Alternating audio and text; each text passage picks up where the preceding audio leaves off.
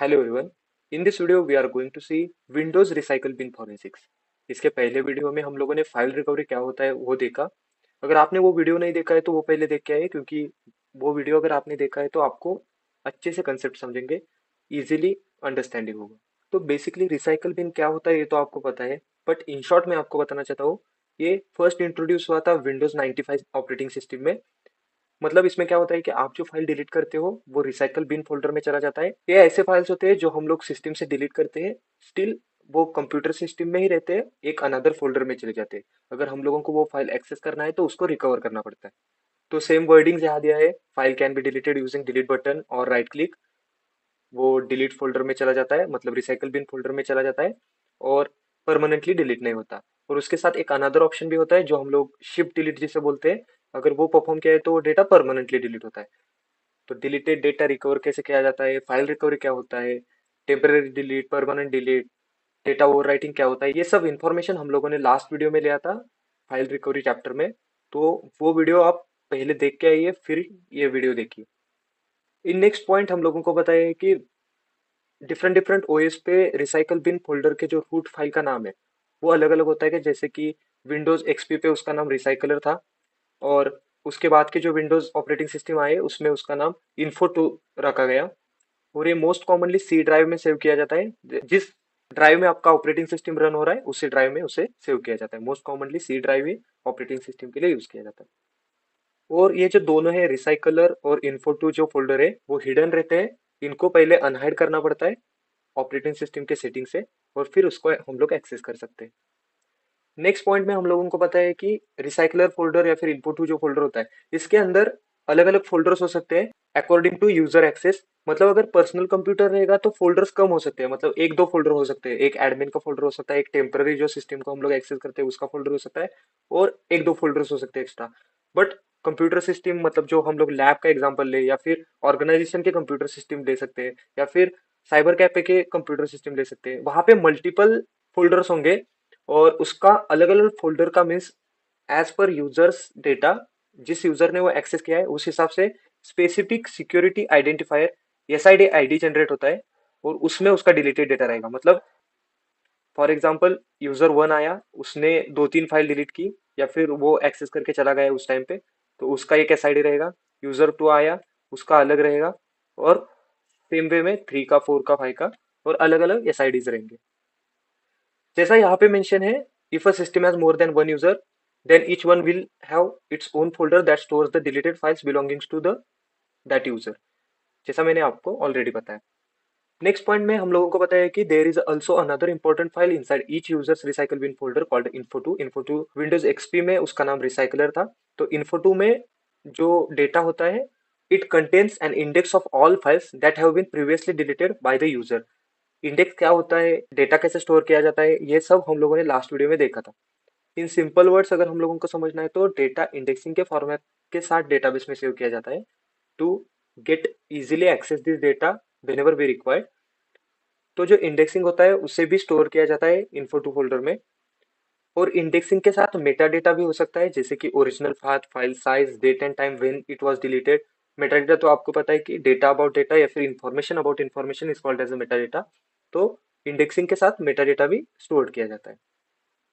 But नए जो operating system आए जैसे कि विंडोज 7 हो सकता है, 8 हो सकता है, 8.1, 10, इनमें थोड़ा सा चेंज कर दिया। जो डिलीटेड फाइल था उनका ऑर्गेनाइजेशन थोड़ा चेंज किया गया।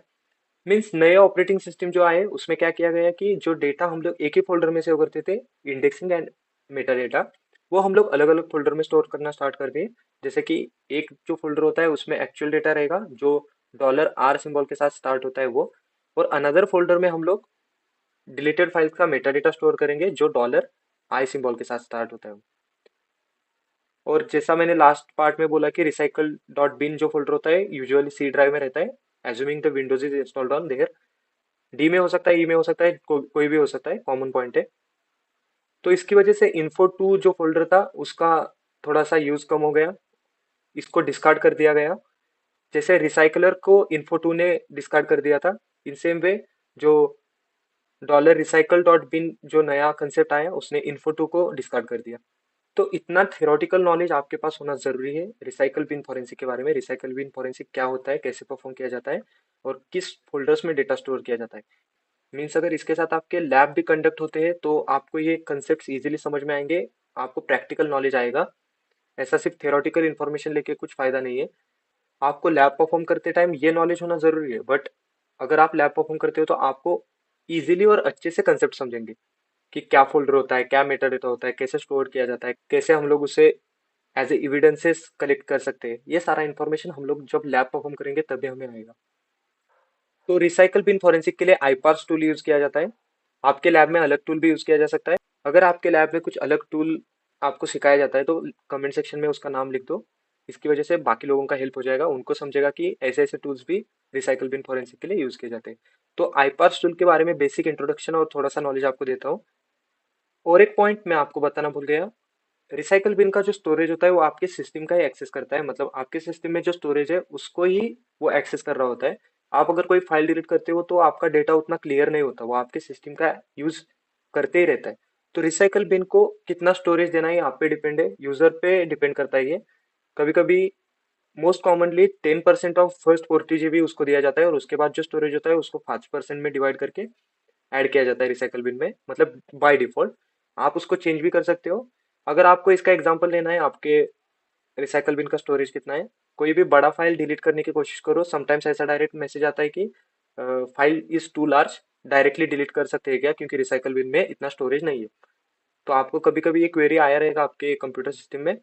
कभी कभी ऐसा होता है कि रिसाइकल बिन का फोल्डर जो है वो फुल दिखना स्टार्ट हो जाता है, फिर रेड हो जाता है। तो हम लोगों को समझना चाहिए कि रिसाइकल बिन का जो स्टोरेज है वो फुल हो रहा है, हम लोगों को एम्प्टी करके कुछ नया डेटा डिलीट करना है तो हम लोग कर सकते हैं, नहीं तो हमें हमेशा मैसेज आएगा कि रिसाइकल बिन में स्टोरेज नहीं है, डेटा कंप्लीटली डिलीट करो या फिर शिफ्ट डिलीट कर दो। और आईपार्स के बारे में अगर आपको बताना है तो इन शॉर्ट इन्फॉर्मेशन जो मैंने पिछले वाले पार्ट में बताया, जैसे कि जिस यूजर ने डेटा डिलीट किया है उसका एसआईडी जनरेट होता है, एसआईडी फोल्डर होता है। तो हम लोग उसको एनालाइज कर सकते हैं किस यूजर ने क्या डेटा डिलीट किया, ये समझने के लिए आईपास टूल यूज किया जाता है। और आईपास टूल के अलग अलग एडवांटेजेस है, जैसे कि ये डेटा का मेटा डेटा भी स्टोर करके रखता है या फिर उसके बारे में भी इंफॉर्मेशन दे सकता है। फॉर एग्जाम्पल 5 यूजर वो सिस्टम एक्सेस करके चले गए हैं, 1 2 3 4 एंड 5, और हम लोगों को फॉरेंसिक इन्वेस्टिगेशन करते टाइम 2 नंबर के यूजर का डिलीटेड डेटा का एनालिसिस परफॉर्म करना है। अगर उसने कुछ वीडियो डिलीट किया है, कुछ डॉक्यूमेंट डिलीट किया है और एनीथिंग, कुछ भी हो सकता है वो डिलीट किया है, तो इसके बारे में हम लोग सीएसवी फाइल जनरेट कर सकते हैं उसके मेटा डेटा के साथ। और उस सीएसवी फाइल में इंफॉर्मेशन आएगा, जैसे कि फाइल नेम हो सकता है, उसकी साइज हो सकती है, कब डिलीट किया उसका टाइम स्टैम्प हो सकता है, ओरिजिनल फाइल का पाथ क्या हो सकता है, अगर किसी ने उसका रीनेम किया है तो उसका ओरिजिनल नेम क्या था वो हो सकता है, उसका हैश वैल्यू हो सकता है। तो इतना सारा इंफॉर्मेशन आईपास टूल में आता है और ये बहुत इजी है एक्सेस करने के लिए। अगर आपको आपके सिस्टम पे देखना है तो भी आप देख सकते हो, बट आपके सिस्टम पे मल्टीपल यूजर्स नहीं रहेंगे तो एसआईडी मल्टीपल नहीं जनरेट होंगे। लैब में अगर आप एक्सेस करते हो या फिर साइबर कैफे में एक्सेस करते हो तो आपको इजीली समझ में आएगा। और ये थोड़ा सा प्रीवियस हिस्ट्री पे काम करता है, मतलब अगर आप अभी करना स्टार्ट करोगे तो आपको पहले 2 3 फोल्डर डिलीट करने पड़ेंगे, 2 3 यूजर को एक्सेस करके सिस्टम को एक्सेस करना पड़ेगा। तो आईपास टूल के बारे में इतना इन्फॉर्मेशन आपके पास हो तो मोर देन इनफ है। कुछ डाउट है तो कमेंट सेक्शन में डाल सकते हो। That's it in this video, thank you.